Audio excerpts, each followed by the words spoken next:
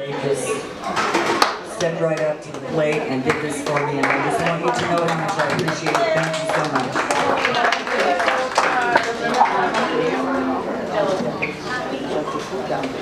Well, I say Angelica.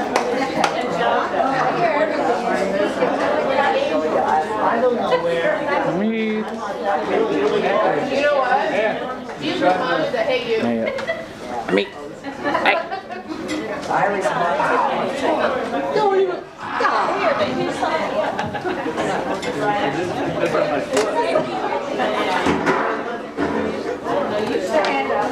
So we're passing. Can you keep getting? We're passing a handout that basically states exactly what's on this board. This is for us to remember. And we got a handout. So we're going over nutrition hydration, which we did last year.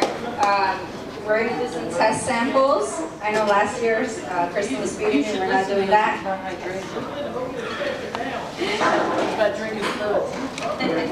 So we'll start with the puree. If there's a solid in there, it's not puree. It is usually smooth with no lumps and not drippy. So sometimes if you have like the puree and it looks like there's like water on the edge, and let's say they're on nectar thick, that is an aspiration risk for thin liquids that's surrounding the puree. So the puree itself, unless it says moist puree, which means just gravy with the puree, it should still be dense enough that you can just like see, like it's sitting, it can plop. Just very, but really when you do it, you don't want to run it. Yeah, that's the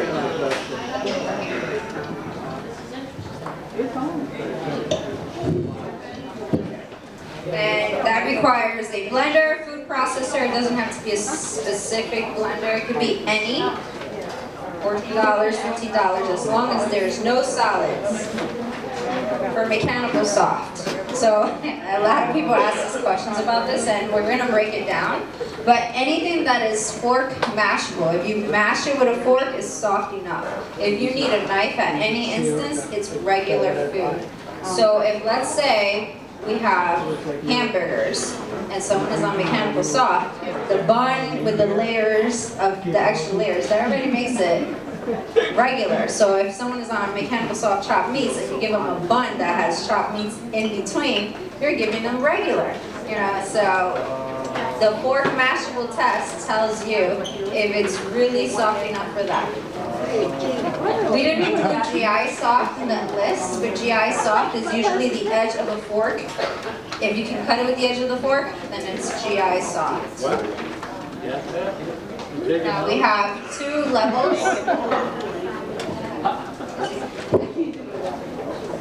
So the levels with the ground meats can be confusing. So there's ground meat and then there's chopped meat. And the ground meat actually needs to go through a grinder, right? And it kind of looks like what you buy, you know, at the supermarket. It should be ground, okay? And a lot of times we'll recommend it to have gravy on it. And we'll get to that in a second. Then we have the chopped meat, which you actually need to manually cut.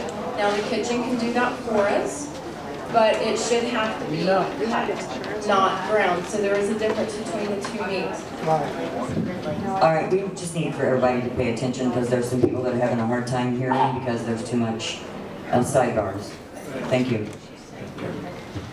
And the purpose for the gravy, we just wanted to give a side note about that, is because so many residents here have a dry mouth for a variety of reasons. And dry mouth extends into the throat, and so when you're having difficulty swallowing, it's not always just what we see on the outside, it's what is on the inside. So the gravy helps it propel itself down the throat. So just kind of simple with that. Does that make sense? Okay.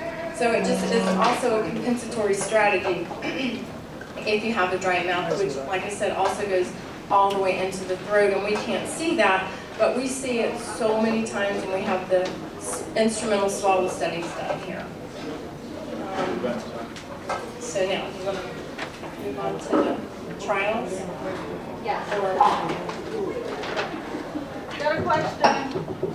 Yes, ma'am. Me. In our PCC, the diet list over there, there's a regular with mechanical salt. It makes me confused. Okay. Because, we're serving ice cream, we're very, very So you're talking careful. about like the regular With soft mechanical chocolates. salt. Yes. So is that a mechanical salt or what? So- Or regular? So that means everything else is regular except for the mechanical soft meats. So sometimes we'll do that if we really want to liberalize someone's diet and we don't want to say, well, they can't have all regular crackers. Like, they can have regular crackers, but the meats they struggle with. So the meats, like, if you look at the different types of regular textures, meats are the toughest usually. And like a piece of pork chop or whatever the case may be, drumstick, anything that's, fried, it makes it even harder. But they can tolerate, maybe like a graham cracker or, and I don't want to say, well, they can't even have the graham crackers, like I want to liberalize it as much as possible so that they can enjoy the other foods that they can do. And it may not just be, it may just be the meats that, they're having a hard time with. Which we see a lot, especially if there's one side of the face that's weaker. They tend to pocket more of the meats. I mean, it could be across all solids, but we see that with certain diagnoses or breathing issues. So in our case, we're gonna, so it's gonna be mechanical salt for us. Because, our ice cream have nuts. So we cannot serve. So it's considered as mechanical salt for us.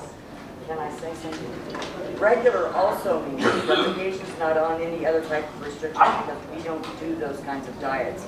It might say renal mechanical soft, whatever, but if it says regular mechanical soft chop means that means it's mechanical soft chop means but they don't have any other restrictions such as we don't do 2 grams sodium. We don't even do any of those diets, but basically that's what that means. And what about the liquids? And it should say thin liquids. It specifically states. I mean, Thin because liquids or nectar liquids, yes. Yeah. What we can do But to it make says it, regular before every single Yeah. diet, it says regular. That means that we're not doing a diabetic diet, we're not doing a 2 gram sodium diet, we're not doing. But if they're dialysis and they're on a renal diet, it will say renal, mechanical soft, and then it'll say chop meats, and then it'll say the liquids, then nectar. Okay? you just give us, actually, I'm thinking about even adding, like, may have regular, may have seeds in ice cream as an additional, so that way they're not restricted. Because That we way, run into a lot of trouble with that because we had one of our patients that was very upset because he didn't have ice cream. so we'll add Yeah, that. they're always fine. I mean, they're always fine with us.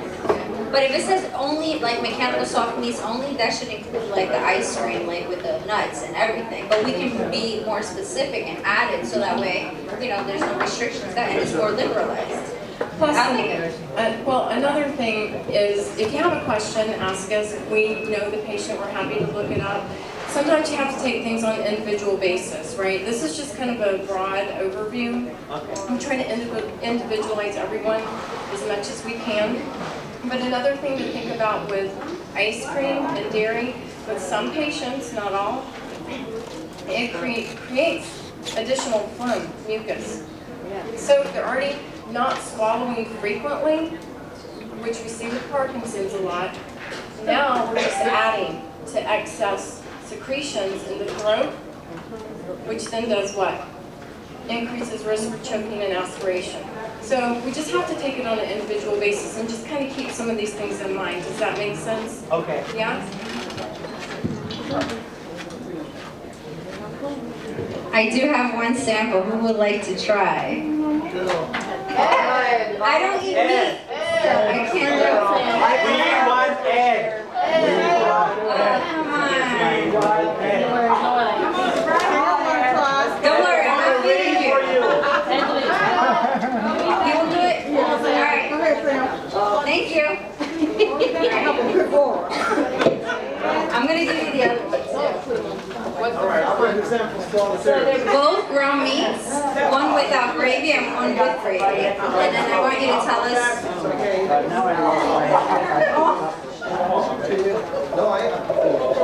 But I can bring it to the third. I hope you have 10 grandchildren. Thank you, Sam. He didn't get a shot of his face. He should have came around here so we could see his face. Yeah. Oh. I was being professional, PRO, S-E-S-S-I-O-N-A. That's right. Yeah. No, it doesn't help that it's cold. What was it? What was it? I'd rather eat Here, let me put this down.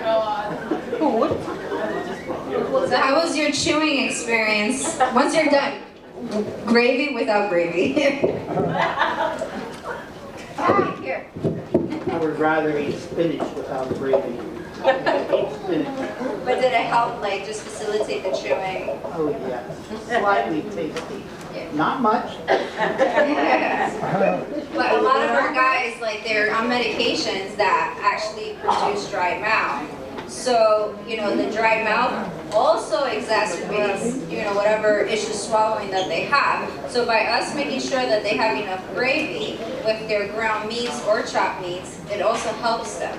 So when they're chewing, they have to form what we call a bolus. But if it doesn't, if you know when you make a burger with ground beef, you need to add some moisture so it can stick together.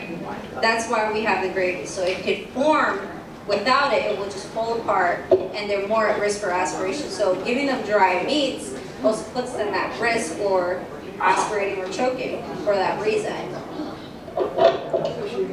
It's like trying to eat 10 crackers without eating this half a sip. Yeah, it just turns into what we call piecemeal. It just breaks apart and they're not ready. And remember, so many of them don't have that sensory awareness. They're not feeling it. So we're trying to compensate. So all this is really compensatory strategies. And one thing I wanted to add before you go on is, just as speech therapists, modifying a diet is actually the last thing we do. I know it probably seems like it's the first thing we do.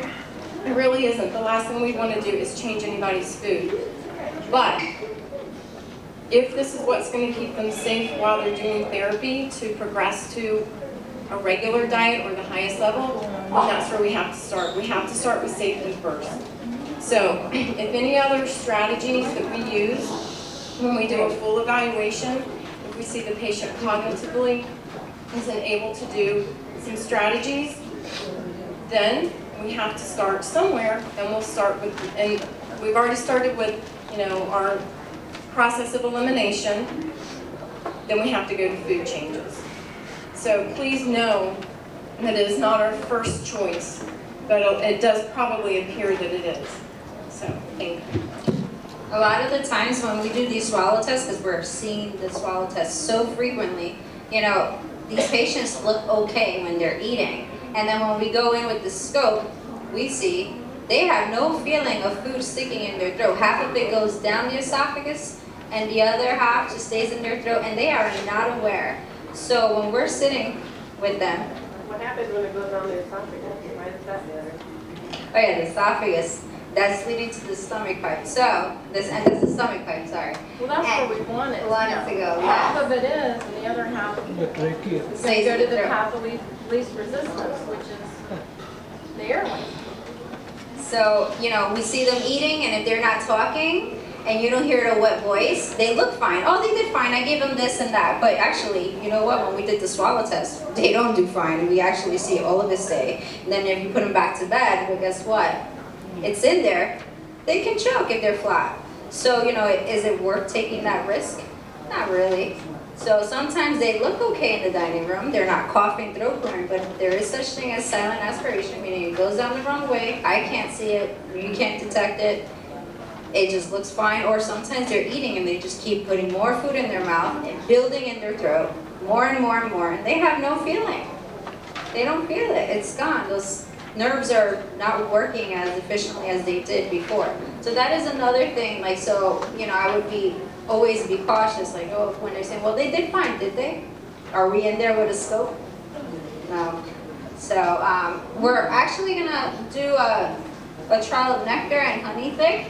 There's I noticed that sometimes, like, I know we have time constraints, but we really have to use a measuring cup that says like the ounces. Without it, we're not doing it accurately. So a lot of my patients who are on nectar, they sometimes feel that they're getting a thicker consistency, and that can lead to dehydration too. You know, we want to give them the least restrictive diet, and that includes, you know, if it's nectar thick versus honey thick.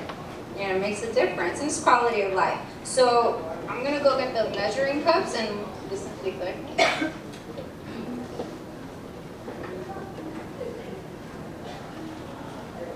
Does anybody have any questions that I might be able to answer while we're waiting? Well, one of the questions was whether or not when the patients come, the new admissions come in, out, and a lot of them come in at dinner time, how do they know what the patient's diet is? We should ask the nurse should know what their diet is, because they come with orders for diet.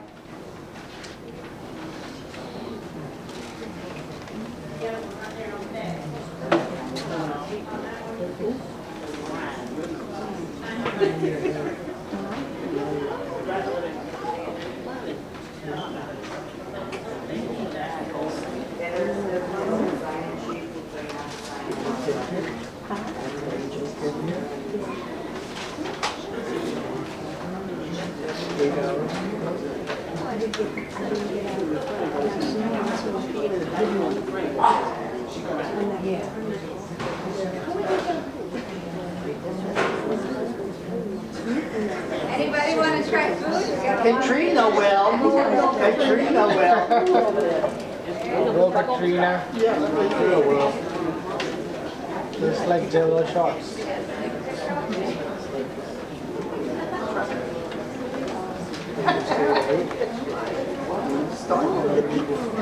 Archer will.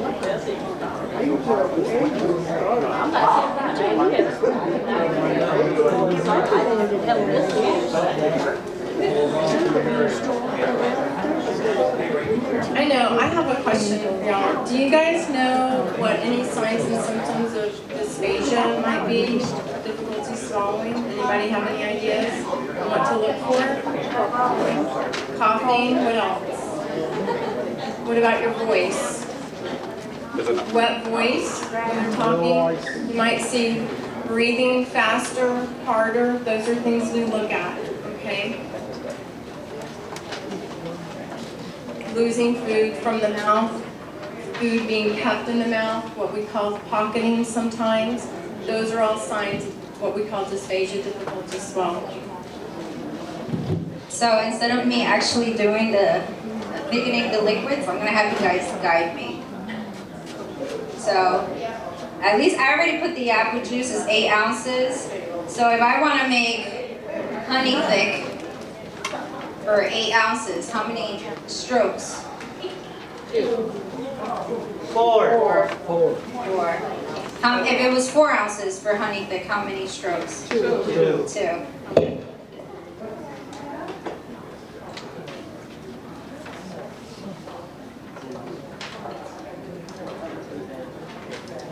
I also noticed with this thickener, if it's collecting some of the thickener, you gotta get it out with a paper towel. If not, then it's gonna spray all over you, and it's not gonna deliver exactly a tablespoon of thickener. So you just wanna make sure that this part right here looks exactly like that. If it's starting to build some like dry thickener, you gotta remove it with a paper towel, and then go ahead and stroke it. So when we are stirring it, you always stir from the bottom for 20 seconds as per instructions. Please, if you do less than that, or we're not stirring it adequately. I'm exaggerating, I do it for 30. Don't do it less. From the bottom. So let's say if they have a wine glass, you know, we don't really know if it's 8 ounces. Depending where you fill it. You really got to use the measuring cup and then transfer it to that. The same thing with the styrofoam cups.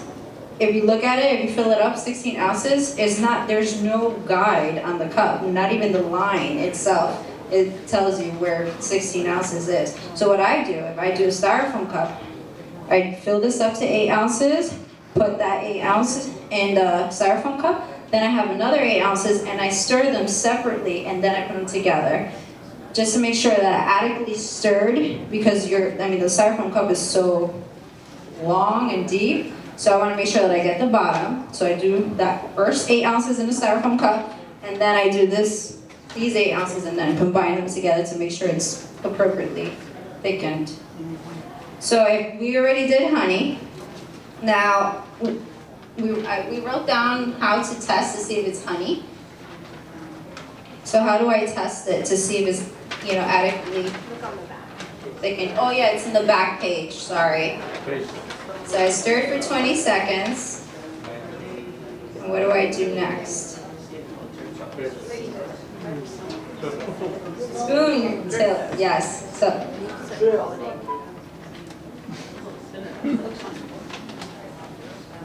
Make sure I thickened it right. So I was talking, multitasking. Is it thick enough? Does it look like honey?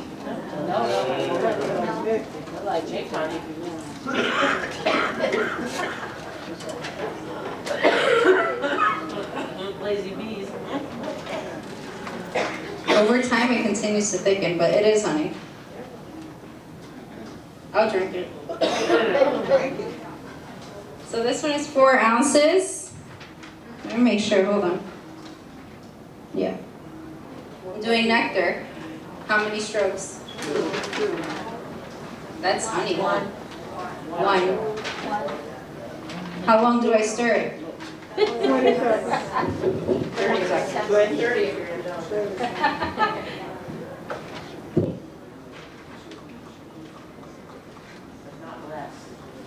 Yeah? No less than 20. Speech therapy humor. Oh yeah.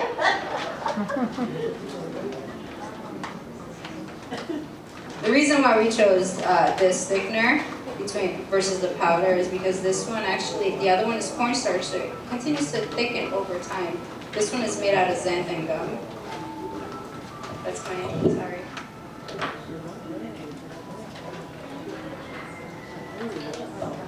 And then the test, see the big difference? Who wants to drink? And Trina. Nobody wants to try the food? Trina wants Which to one do you drink. want, honey or It nectar? don't matter. We got honey.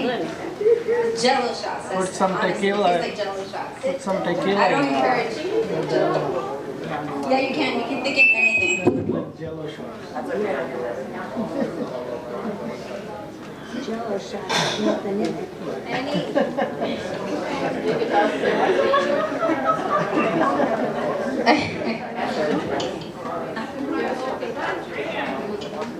Jello shots. And describe the difference.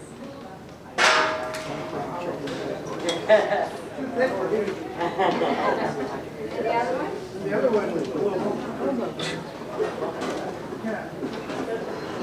You feel the extra sensory on your tongue, and that what it does is slows it down from going down the wrong way too fast. You don't want to finish it.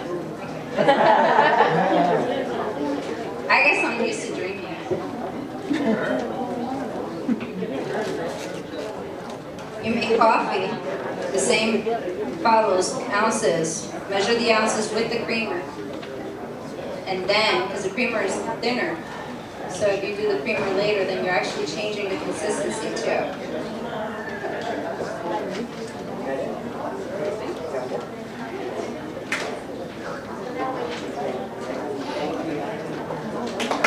Thank you, we really appreciate it. For those who did participate, thank you for that too. Appreciate that. Thank all of you for being here. This is a mandatory in-service for CNAs. So thank you all for coming, and that will be, you'll be given credit for that. Everyone else will be given credit too, but CNAs, it's a required. So thank you very much. Have a blessed afternoon. And now you guys can get your W-2s.